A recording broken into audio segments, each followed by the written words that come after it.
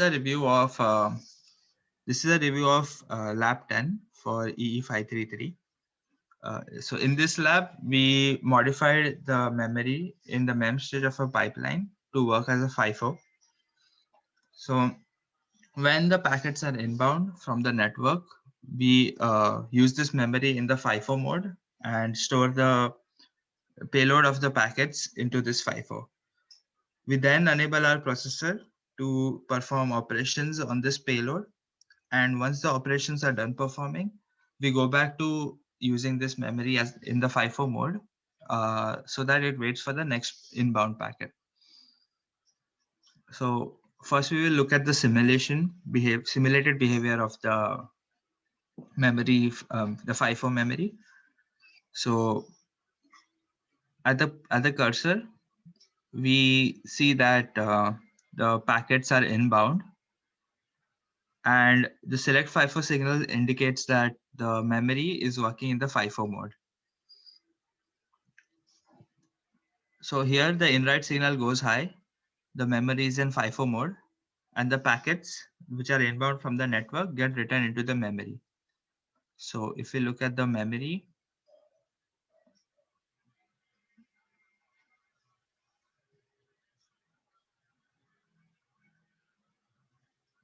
we see that the packets are getting written from location 0 onwards to this location.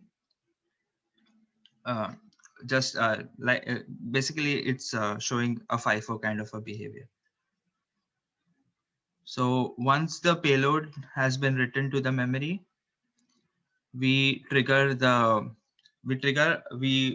pull the in ready signal low so that we are indicating to the network that we can't take any more packets, uh, and we switch to the pipeline processor mode. So at this point, the select FIFO goes low, indicating that the memory is now used in the pipeline's memory mode, and the PC starts incrementing so that we can run our own instructions on top of this memory. So here in this case, we are just modifying the memory, modifying the payload to store numbers incremented from 1 to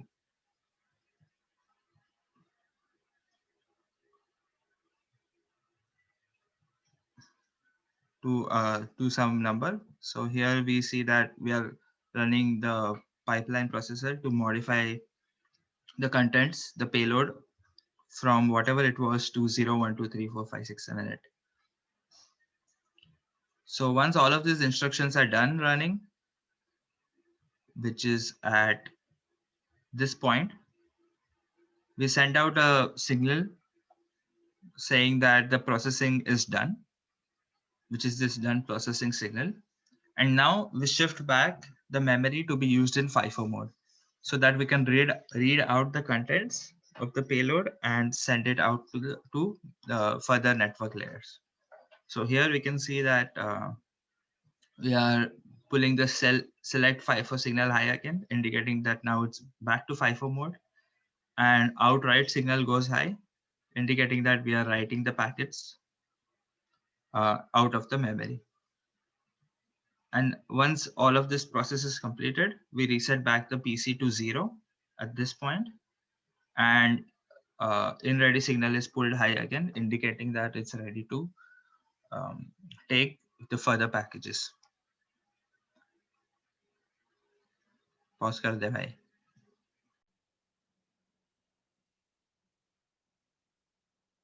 Here we'll see the synthesized NetFPGA generation and the test of it.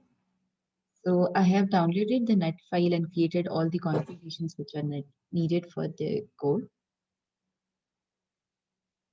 After that is done, I'm running the iperf command on node 0 and node 1 to test and receive our packets. On the top right window, we can see that I'm using TCP dump to basically analyze all the packets and check what are the header contents and the packets received. The analysis is as follows.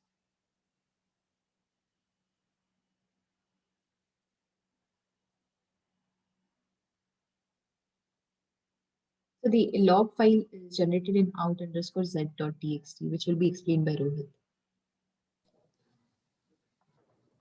Yeah, so firstly we give the txt.in, which is the packet that we give to the processor. And there's a certain repetitive pattern packet that we are given to our processor, as seen on the screen. And on the left side, it is a hex representation of that packet. So we can see that the processor has changed the like modified the packet as seen on the screen. So from the location 0090, we can see that the processor has modified the packet and changed the hex values to 1, 2, 3, 4, and so on and so forth. And we can see that only one of the packet is like affected and changed by the processor, and post that every other packet follows the same pattern, repetitive pattern that we are sending. And again, so it as seen on the screen, it changes the content of the packet. The processor changes after performing some operations. So this is basically the uh, TCP dump. After using the TCP dump, this is the log file, and this is the input packet repetitive pattern that we're giving in to the processor.